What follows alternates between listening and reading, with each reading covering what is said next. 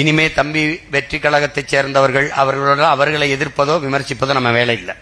நம்ம கேட்கிற கேள்வியில்ட்டு அவர்களுக்கு பதில் இல்லை. அவர்கள் நம்ம கேள்விக்கு பதில் சொல்றதுக்கு இன்னும் 15-20 ஆண்டுகள் ஆகும்.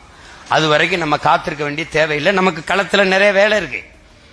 இது அண்ணங்கட்சி, அது தம்பி கட்சி, அது அவர் பாடு, அவர் பார்த்துக்கணும். இது நம்ம வேலையை நீங்க நான் உங்களை சரியாக கற்பிக்கவில்லை, வழிநடத்தவில்லை என்ற குற்றச்சாட்டை கொண்டு வரக்கூடாது.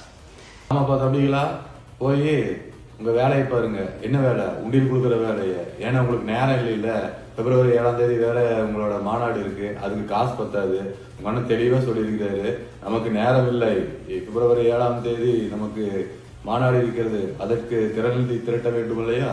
நீங்க போய் அதை கரெக்டா அந்த திறநிதி வேலையை பாருங்க. எங்க கிட்ட கேள்வி கேட்டீங்க, உங்க நேரத்தை வீணா கேட்டுக்கிறீங்க. உடனே எங்க கூட பேசுறதுக்கு 15 வருஷம் ஆகும். ஏன்னா உங்களுக்கு நேரம் கிடையாது.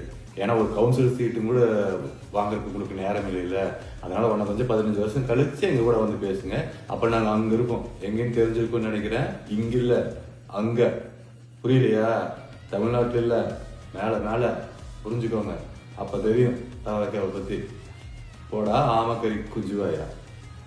நன்றி நண்பா, நன்றி.